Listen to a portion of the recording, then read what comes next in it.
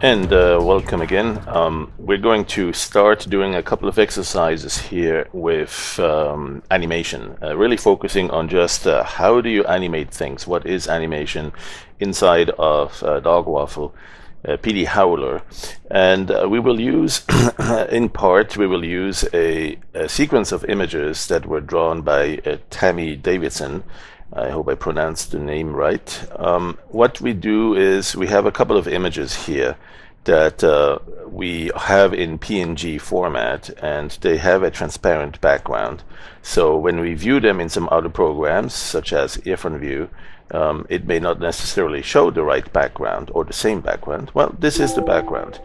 And what we'll need to do is simply, first of all, see how we can load that into Howler.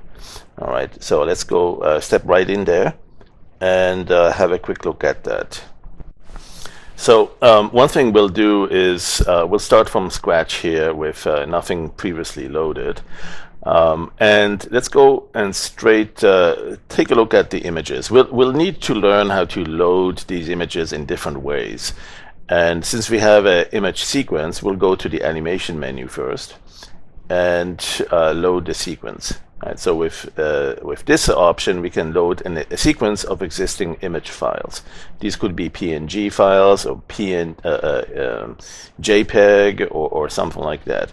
So I have a folder here with, let's see, where is it? Not Dragon by, yeah. I have Hands by Tami, right? And so here are the PNG files. You can change the images that you want to look for. If, for instance, you have also some JPEGs. What we have here in this case are PNG files, or you can just use the default, which is to show everything. All right, so with everything in there, what you can do is you can just load one or two. Right, you could load just a few of these. Let's say we want to load them all, and just load the PNG files here. All right, so let's go. This is the selected, and let's load the selected here. Now there's a choice here also to use an external loader, which supports many different more file formats. And this one is actually, it's called ImageMagick, which we include with this, and so you can use that external loader, but it's going to be much slower.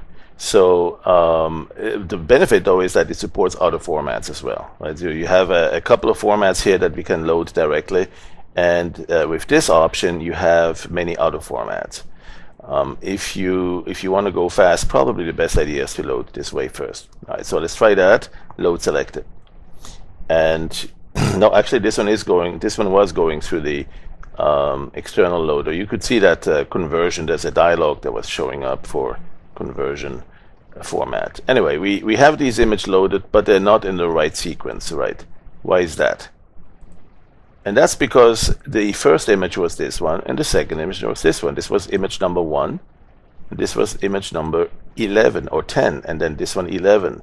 And then here's number 2, number 3, number 4, number 5, 6, 7, 8, and 9. So we need to move these over there. All right. So there's a couple of ways to do that, and it's probably better to fix that at the source, but I will show you how to do that here as well. What we can do is simply you can take this and right click, right? So you can go here, for instance, right click with the right button, or you can go to animation, frames, and do the same things here. Right? This is the same option. So for instance, we can do copy frame, or we can do cut frame. Right? So this is this frame here. Let's do cut frame. Then we can place it here, select here, and then insert, it's going before. Well, it's good enough. Let's place it there. So we have the frame here now, and we're getting a little bit closer. That's not right. We need to move this one over to this side. So let's go here, right click, cut frame. Yeah. This one's a little bit annoying, but it works. And then in front of this, right frame, insert before current frame. There. Right, so we see this one here is now working better. Now we have one more that we need to adjust, and that's this one. Again, right click, cut frame, and decide where we want it. We want it between this one and this one here. Right? So go here, right click, insert before current frame. And that should do it. Oh, not quite yet. We have one that's not quite in the right order yet.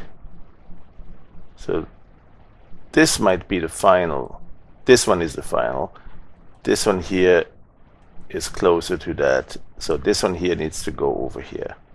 So we need to cut this one or cut this one and move it over. Let's do this. Let's cut this one.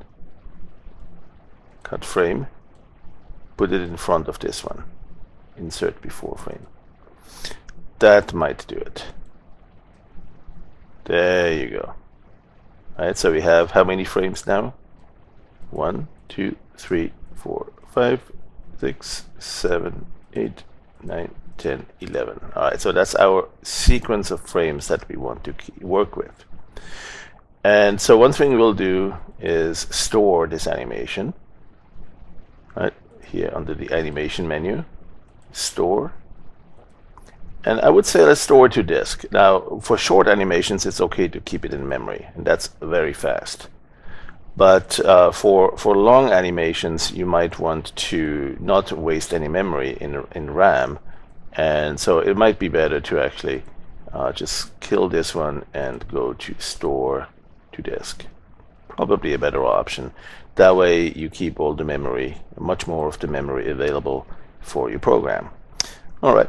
So that was one way to do it. We fixed this animation, but we also lost the alpha channel. It's not keeping the alpha channel in this animation, right? There's no transparency. But still, you might want to go back and save the sequence and bring it back to this particular number order. That's something you could have done actually at the source as well. So let's take a look at a different way to do that. And that is going back to the sequence here, right? So in the sequence here, we saw that we were loading this one first, and then not number 2. We were loading number 10 because in alphabetic order, when we do a load sequence, it was here. This is the order in which it was showing. Number 1. This is sort of the numeric alphabetic order. So you have the 1s, the 10. The 1 here, the 1 here, those are showing first before the 2. So the problem is that we have this numbering appearing to change the order in which these images will be presented. What we need to do is put something like a 0 in front of these that have single digits, so they appear before the 10s and the 1s. Right? So that's actually a fairly easy thing to do. What you do here, for instance, you could go into make this one 0, right? Make this one 2, make this one 3, 0, 3, make this one 0, 4, and so on. And then do that for 6, 7, 8, 9. Right. Now there is a way to do that with the batch rename. So let's undo that. And you might want to explore doing something like this for large number sequences. There is the batch browser, and with that there is a batch rename option, right? So one thing I would recommend you do is you check whether you can use that. It's not always going to be usable, but well, let's see. Let's have a quick look at this one here.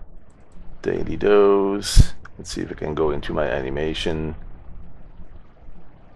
Here it is. Hands by Tami. All right, so here are my hands. 1, 2, 3. Here, these are the ones that we need to rename. So if we do a rename option, we can do that individually, but there's also a convert, and there's some batch capabilities. You know what? We can do that right here. So let's do one. Let's see if we can do a shift No, you cannot do a multiple selection, so that may not be the right way to do it. But see, we can still go here and say, let's put that to 1. This one will keep, this one will keep, that's the number 2. You can actually go and simply click right there as well. 0, 2, single, click right there. Or you can do 4, rename, put the 0 in front of it. I thought we had a batch rename feature there somewhere. Oh, it's in the general file converter, I think. Let's give it rename.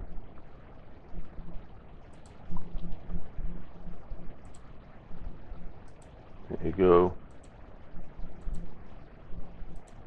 Rename. And the last one. Alright, so we now have a sequence that probably will be a little bit easier to work with. Let's see, what's convert? Yeah, it's not there. Alright, so I think the one I was thinking about was the batch convert. Excuse me, the general file converter. There. There's the batch process also. That's not the one I'm thinking about, though. We could use that later, but there is the general file converter. That's the one I was thinking about. So with general file converter, there's also a file there, batch browser. Okay. And with the batch browser, that's where you could grab a rename, do a rename on a whole bunch of files. So let's go see that. Let's go double click that, double click. Let's go to animation. Where's my animation? There it is. Let's go do hands by Tami. All right. And so what I'd like to do is do a rename. I don't know. There you can select, and you can go and select a whole bunch of images there, and then do a batch rename. Now, this is the original file names, and then here is the renaming that we want to do. Right, rename these files. Right, and then so here, what you have here, this is how they will appear renamed. Right, okay, so here we have make new name or change existing name. Right, so you could do that also. You could replace, let's say, 0 with 00 or underscore 0. Replace something like D0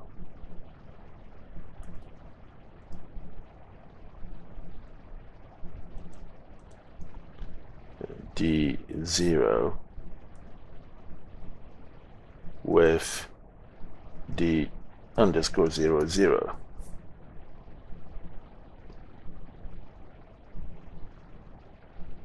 Oh, it's hands. S. There you go.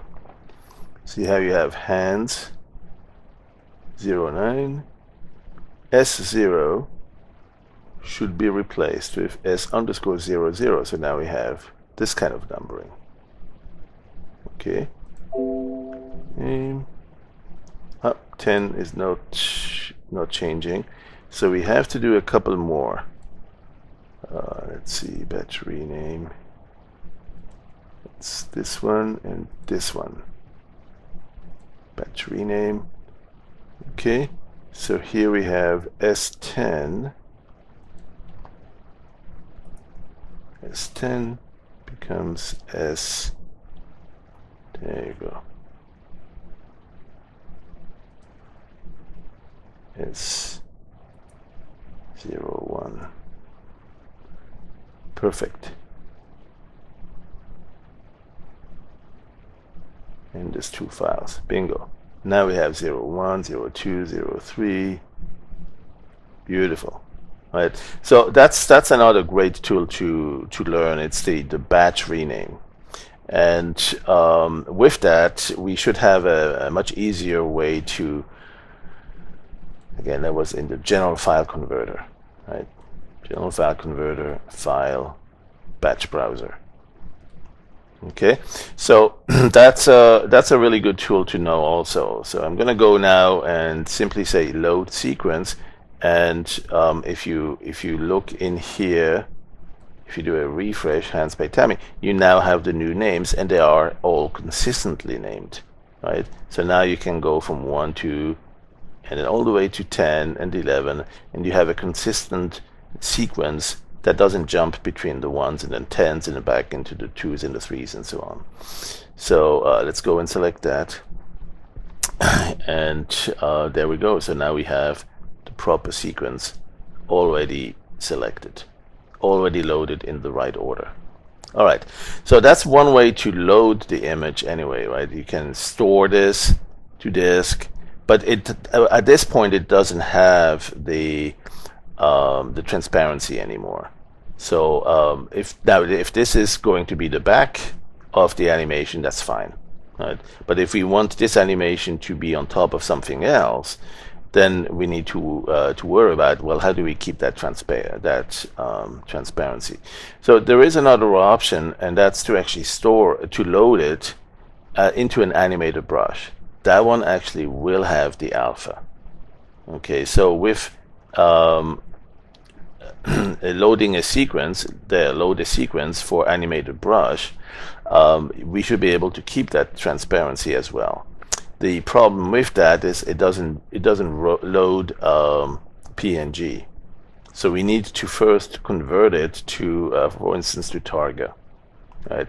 So let's go take a look at how to do that. So I mean, one thing you could do is you could save this back to Targa, but it doesn't have the animation, the transparency anymore. So we'll do that with the batch browser. All right.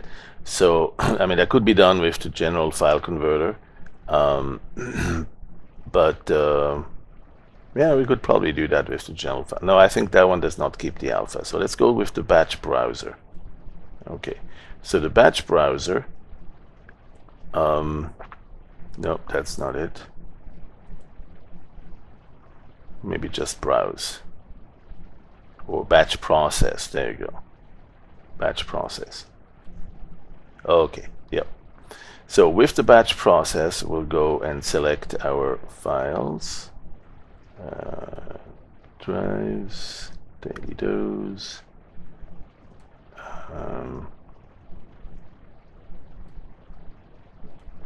It has this weird thing where it goes away every once in a while.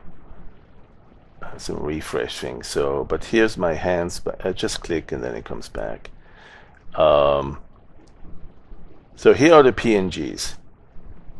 Right. So these are the PNGs that I need to convert to Targa. All right. So I'm going to go and select Targa here as the output format. There it is. TGA. I don't need anything here. I don't need to apply any functions. All I want to do is convert the format. So let's try that. Now, if that doesn't work, we can actually select a function, but we'll have to be careful about selecting a function that actually doesn't do anything or doesn't do anything visible. So let's try that. Let's just don't do any functions. Let's just say output to Targa. Use the destination folder. What we're looking for are just the PNGs, right? So let's narrow down on that. So we see just the PNGs. Let's select the ones we want to convert. PNGs. This is where we're looking. Let's use the destination folder, right? And I'm not sure. I never remember if this means this destination folder. Or, oh yeah. If we don't specify this, it will go back to the same folder where these images are, right?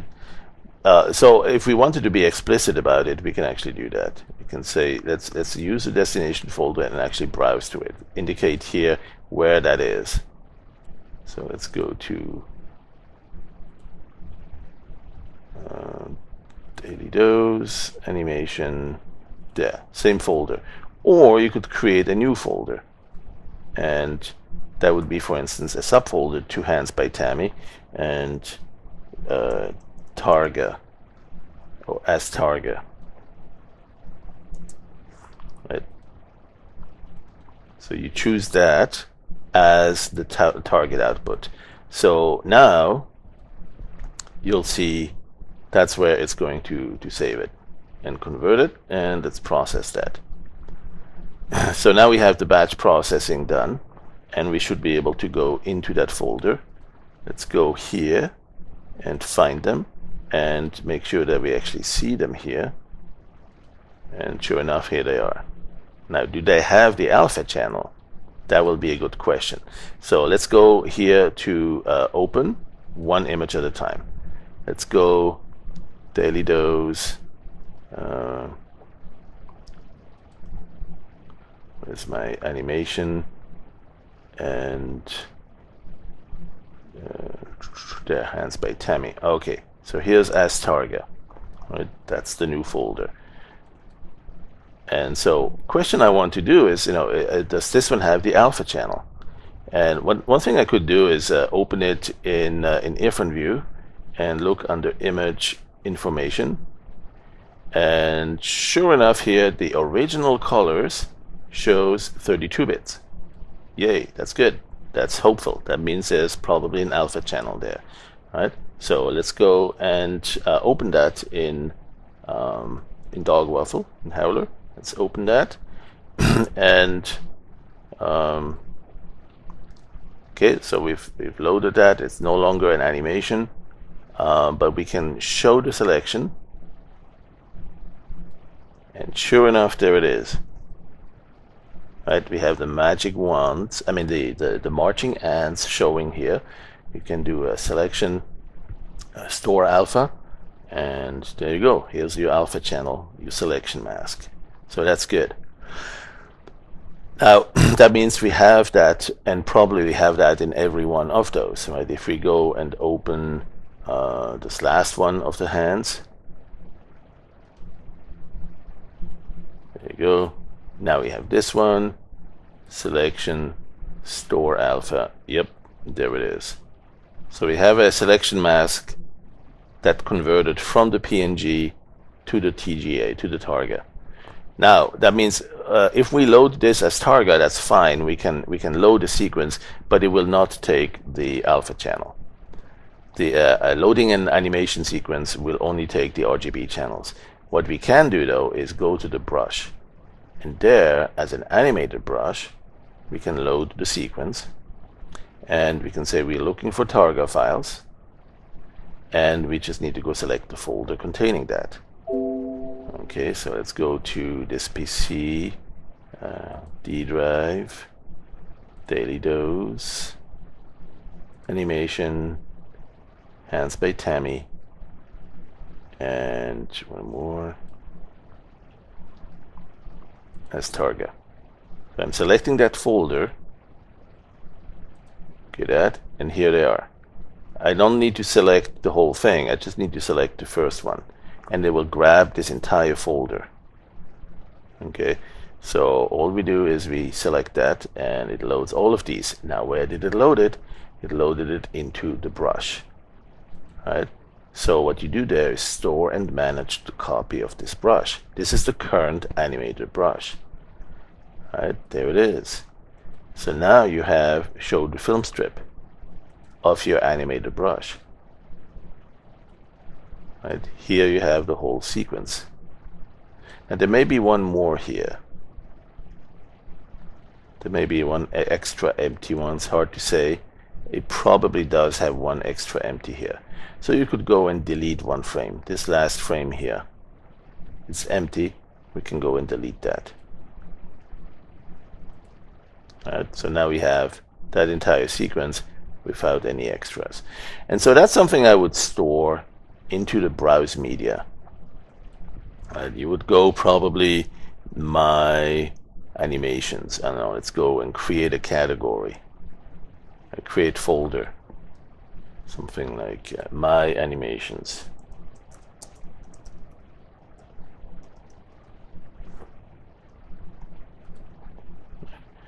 And we'll go, so we have this category, my animations, and then we can go and save the current brush with all its settings. click that, and hands open.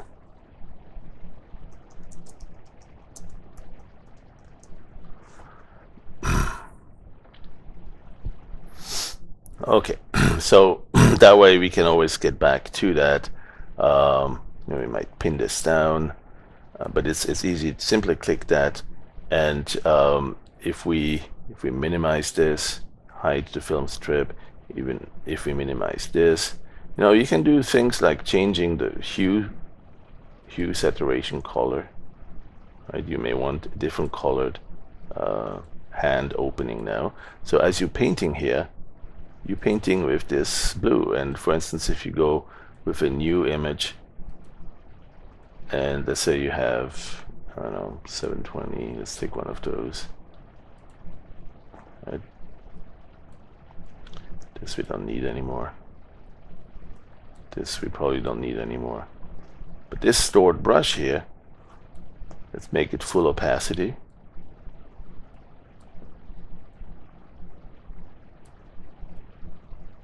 Okay, so that's one way to work with it now that it's an animated brush. And the question is, does it have 1, 2, 3, 4, 5, 6, 7, 8, 9, 10, 11? That's it, right? 1, 2, 3, 4, 5, 6, 7, 8, 9, 10, 11. All right, so these are the images that you see when you go to brush. You can also do go to first frame on mouse down. Right, so you always start with the same here. Right, so it's always one. First, when you go down with the mouse, it's one down. Okay, so that's this option. That's the brush. There. Go to first frame on mouse down. All right, so that's just getting started with the techniques, with the formatting, with the renaming the files, getting comfortable with working with these. Click here, you're back to the green ones. Let's give it full opacity. There you go. Let's store that one as well. 11 hands opening, green. So now we have one here, we have another one here. That one still has the transparency. So you can use this in many different ways, and we'll explore a little bit how to, what to do with this. If you want this to be an animation that's longer, there's some smoothing you can do as an animation. Now in the brush, I'm not sure how we can. I don't think we can do a time stretch on that, so that's going to be a little bit of a challenge there. But in the animation here, we could definitely do a load sequence, and say, for instance, we want to open as Targa, load that, and that sequence. If we wanted to do something like exploring the length of that, we could go to the frames and make it a time stretch. Just make it last longer, right? Because right now, if you play this, it's very fast. Right? That's just too fast. And what we could do is actually change the frames per second here, right? And say, for instance, 10 frames a second. So it's a little bit slower, but that's just not the right thing. So what we still need 30 frames a second, most likely. So what we'll do is we'll just right click here to do time stretch, and that is at 30 frames a second here. Or we'll go to animation frames time stretch. Right, so with time stretch, we have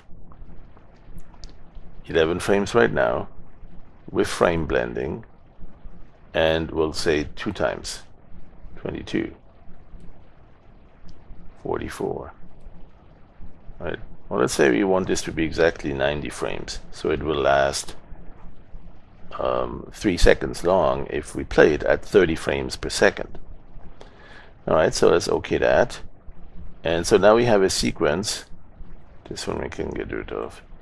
Now we have a sequence that is doing this gradual frame blended transition.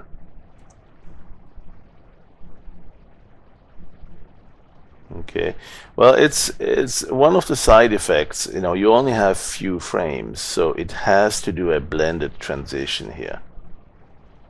It gradually brings the new frames in. All right, but at least, you know, it's now 30 seconds long. And the next thing we'll want to do is perhaps have a sort of a bright light there, right? Some sort of a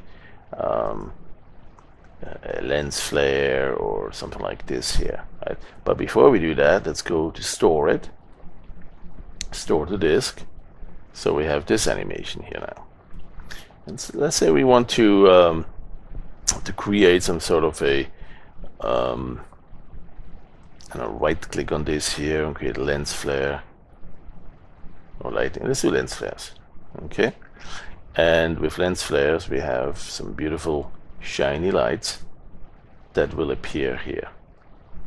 So for instance, we could say, well, let's go place it there somewhere, right? That's the idea, but we don't want it right there now. We want it over time. We want it in here, right? So gradually like this, and then bigger on the next line, and so on, and then go like this, and then boom, like have it big. Well, and then once it's there, eventually go back smaller and then go away. So we need to do an animation of that, right? So that's what this comes in here. Change the frames per second. Oh, that's a wrong typo.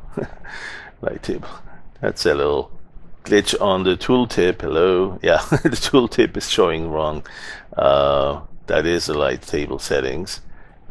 This one here should say something like change the yep, that's wrong tooltip. Okay, so anyway, we'll go here into the timeline editor, and in the timeline editor we have the same flare options, right?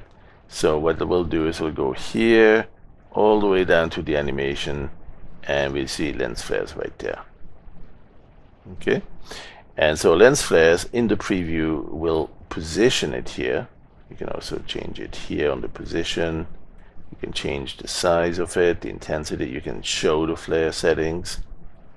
So you could say, for instance, if you prefer a different mode like this one or this one. Yeah, but I think this one is good. Let's stay with this one. Okay, so let's place it around here, but over time we want to reduce how much of that it has. All right, so let's go, let's see how much we have where it is across the animation. So we'll place it around here, and it will have to change over time. So initially, so here at this point in the animation, we want to have about this much. We can set a keyframe right there. Okay, and then we go back in time and say here it didn't have much yet. Something like this. Keyframe that. And then here it's just totally void of it. Boom. Keyframe that. And we can do that all the way to the very beginning. Keyframe that. So we now have an animation where nothing happens, and then boom, here suddenly as we open it, right? Now maybe we want it a little bit earlier, so we grab this keyframe and move this over here. So now it's happening here already. And maybe here we have a little blur, like boom, something like that. Create a keyframe, and then it kind of quickly comes back. Maybe we make this one very close here. And then here it's coming back, and then here it's just fading away, something like that. Okay, so we can adjust where these keyframes are, and now you can see here it's boom, something like this. Maybe this one here needs to fade away a little bit faster, so we bring it like that. Okay, so apply that. Alright, so here's a quick animation we've done. Doom. Alright, so what happens in this area after the blast is what's going to be interesting now.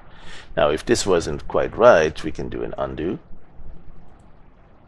Alright, and perhaps reanimate this a little bit different.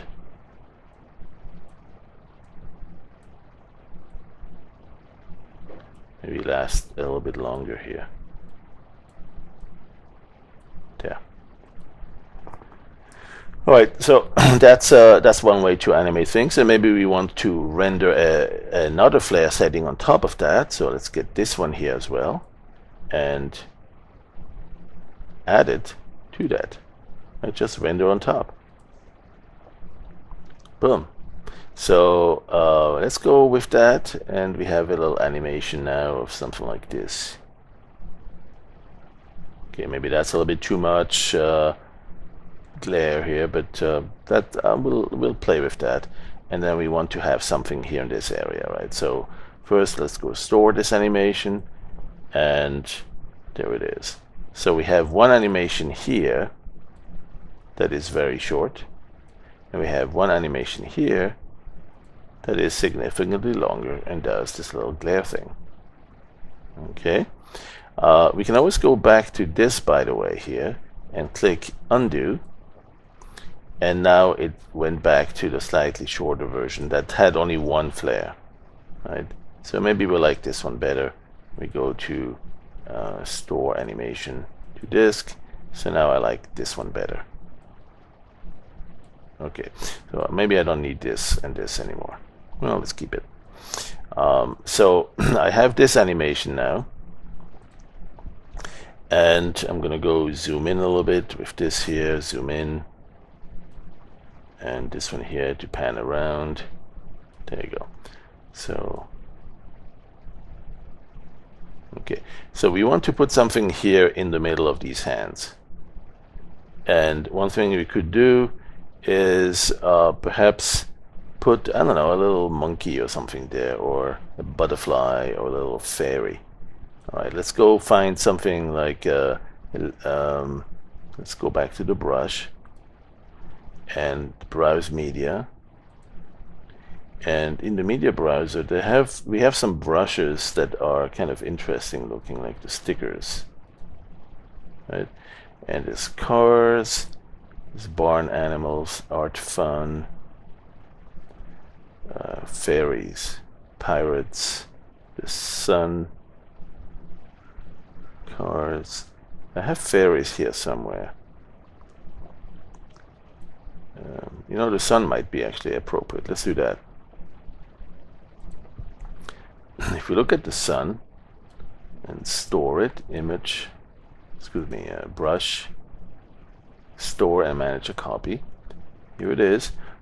So here too we have a film strip with actually multiple suns in it. Right? And let's say I'm going to go keep just this one. So I'm going to go and delete the others. Right. So I'm going to go delete the frame. Yes. This one here. Delete the frame. Yes. This one here. Delete the frame. Yes. This one. Delete frame. Yes. Now I have just one stored brush. Right. No more an animation. That's okay. We will just use that, and we'll use this as a custom brush. We can preview it here, show custom brush preview. It's a little bit big, so we'll need to make it a little bit smaller. It's still too big. A little bit smaller like this. Okay. Or you could go, if you set it back to the full size, you could also go here, brush, resample. Right, and then make it a little bit smaller, so you get a rough idea of the size here, and okay that. So now you have that size. Store that one. That's your new custom brush. Store and manage a copy. This one we don't need anymore.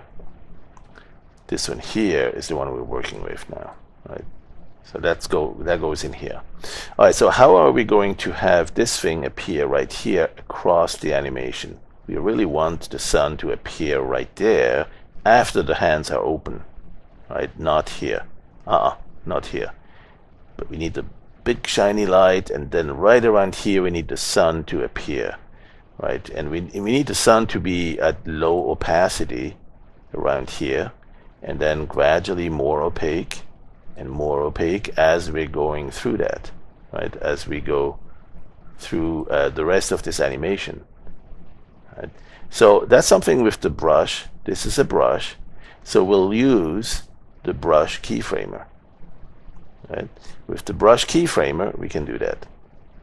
Right? With the brush keyframer, we can get the current brush, it is here, and we can place it right where we want, and we can scrub through the animation and render.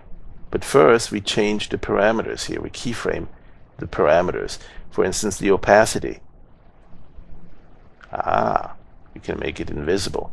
So first we'll go here about right there is where the animation will start. So maybe we'll make it even a little bit smaller first here. Something like this, and bring the opacity all the way down to 0. Put a keyframe there. Go to the left, it's all invisible there too. Right? Keep it 0. Put a keyframe there. Now as we scrub through that, we'll eventually need to bring the opacity full here, opacity up. Right? And maybe also the size. Something like this. Or not, so let's do just the opacity. Keyframe that.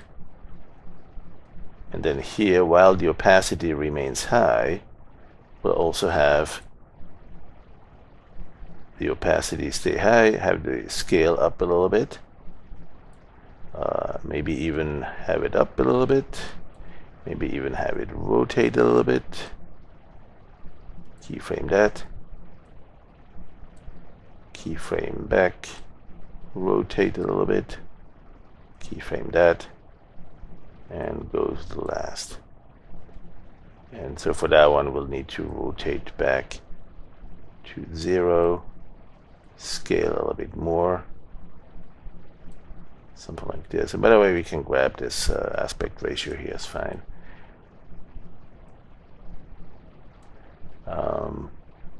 No, maybe we want it to be around there. We'll maybe have the sun go up there and scale down a little bit again. Alright, so that's our last frame. Now we have an animation that's going through the keyframes like these. Right? Actually, the sun is a little bit too high initially. Given that it's coming here, maybe we need to bring her down a little bit. So what we'll do is we'll select this keyframe. It's a bit difficult to find here, but we can move it. We can remove the keyframe. There it is, it's gone. And we can go down here and bring the sun a little bit lower, around there. Bring the opacity down and keyframe that. So now we should have it come up here like that. Okay, so that's a keyframe sequence. Now it's going to be a spline interpolated animation, and we may want to make it linear, so you may want to click linear here. Okay, it's not changing the opacity, that's changing the opacity. This tooltip is wrong. This is changing, this is toggling to linear mode. So what we have here is a linear transition. All right, we're ready. Let's go and render that. And that's it.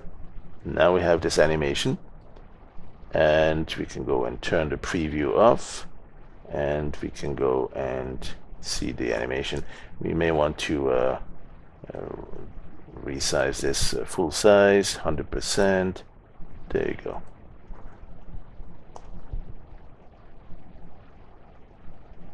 Okay, let's say now we want to keep the last frame longer, right? First of all, we'll store this here. Store to disk. All right, and so now we want to keep that last couple of frames a little bit longer. What you do is you go to the last animation, last frame, right, and then right click on that, or again you can go animation, frames, same thing, right? This is the menu here. That's the same thing as when you go here, right click, same menu.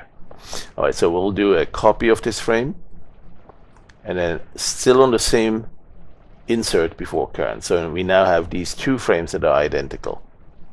Right, if you see here, unfortunately this kind of switches back, scrolling to the right edge after inserting, but that's okay. We have these two, and then here we change a little bit, but here we have two frames that are identical. Let's do that one more time. Insert before. Again, insert before. So now we have 3 or 4 frames that are all the same. Right? So we can go even faster. We can say in. You can go to that first frame and make the in marker. Go to the last frame, make the out marker, and we now have selected this blue highlighted area, this entire group. You can right click here and say copy block. Right, that's a block, the blue block here, copy block. Right, and then go to the first frame, or the last one rather, and insert block before current frame. Boom. Right, so we now have inserted there. Now what we can do is select this one and go out. Now we have a new selection of all these frames. Right click and copy this new block. Right, and once again we can go here, right click, insert block before current frame. So it's going a little bit faster that way. It's exponential. So we can go and right click, set out.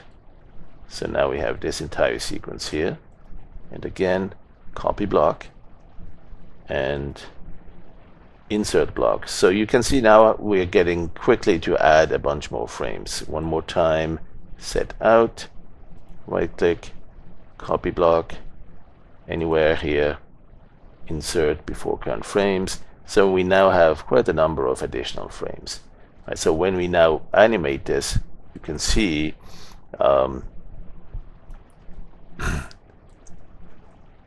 what's happening is that we now have this animation like this, and now it stays like that. Right. Perfect. Okay. So there are other animations we can make with that. Maybe we want to zoom in a little bit, right, towards the end. So let's go first store this to disk, and then we have another animation we might want to do. And let's go minimize this, let's go minimize that. Another animation we might want to do is zoom in a little bit here, right? So towards the end we might want to do a transform and kind of zoom in a little bit, scale in, right? But we want that just towards the end of the animation here, right? So what we'll do is we'll go to the timeline editor. Right here with the timeline editor, we can find the filter for 1, 2, 3 for transform, and there it is. And so with the transform filter, unfortunately it's cutting off the top here. It's not showing the same aspect ratio as the image, so that's just something to work with. But what you can do here is you can transition that across the timeline, right? So you could go here after the initial animation is almost done here. You could go and keyframe that, and then here gradually move in, scale, and bring it down a little bit, right, and keyframe that. All right, so let's see if that helps. Maybe we can make this go a little bit longer like this, and just gradually comes here. All right, so let's go apply that, and now play it. Now you want to see whether that animation, that zoom, is the one you want. There it is. Okay, so now at that point you might want to crop it, you might want to do a bunch of other things, but that's a good start here. Let's go store to disk. All right, and then when you're done, you can go, there's lots of other things to try, and of course we'll need to also try with this hand opening on top here, with perhaps do something else, like grab this, go back to the preview here, and make it a little bit smaller. Let's go make it bigger here. Oh, that's the one with the where's my animations? There. That's this one. Yeah, that's the green one. Okay, so what I'll do is I'll store, brush, store and manage. This one I don't need, this one I want. And showing the film strip. Perfect. What I'll do is perhaps do yet another color. Hue, saturation, let's do something reddish. Something like this. And then saturation a little bit stronger. And also coloring here. Something like that. Alright, so I want the brush store, there you go. I want it smaller. Okay, so what I want to do is have this appear here somewhere, right? All sorts of different places. Well, you know what, that will be for the next animation. There's lots of other wacky stuff we can create with that, and we'll just explore that a little bit, but I think this is good enough for now. So let's just cherish the moment here, so to speak, and see if we need to do a little bit of cropping. Oh, it looks like we shifted sideways also. Yeah, we need to do a little bit of cropping. So that's something we can also do with the image. With crop tool. We do a little bit of cropping here, a little bit of cropping there. Yeah. Something like that.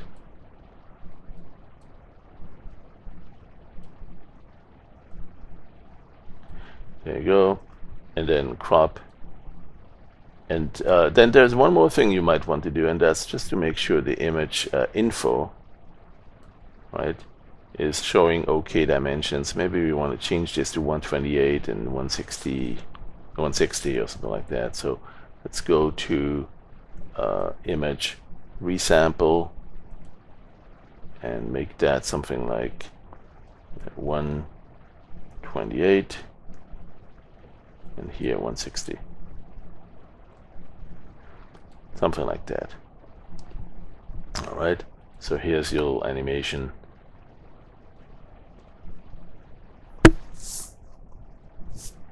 And the next thing we may want to do is add some black border around it or something like that. That's another thing we can do.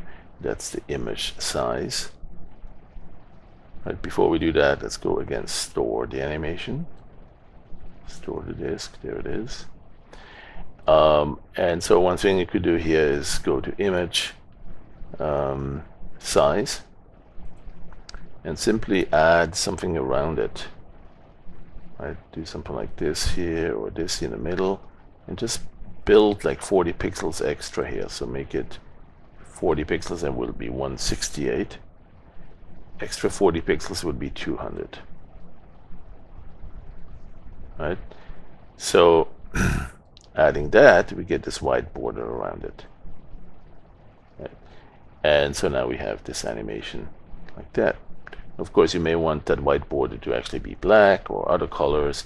Tons of little ways, different ways to do that. Let's save that for a different tutorial. All right, thanks for watching so far. This is a good start. We'll always want to also save what we do. So make sure you save this as an animation. Give it a name. Right, go save it where you want, and then when you save it here, you want to make sure you save it in a compression codec that works and that is lossless. I like Lagarif. Xvid is okay too, that's pretty good, but it's lossy. And so if you still need to work with this animation, I would recommend Lagarif. With the Lagarif codec, you'll have really great options, and you'll want to make sure that you set it. Don't do null frames. Better to have every frame saved as is, and enable multi-threading, and always suggest RGB for output. Right, the mode is RGB. We don't have the alpha channel in there, so don't try to save it. And that's basically what that's going to do. Is you want to use the Lagarif codec. I really like Lagarif. That's a good mode to use. So let's see. There it is. Now it's saved. And then once it's saved, you can go and show it. Right, that's in the show option here, and I will show it in your Windows Media Player or whatever media manager you use.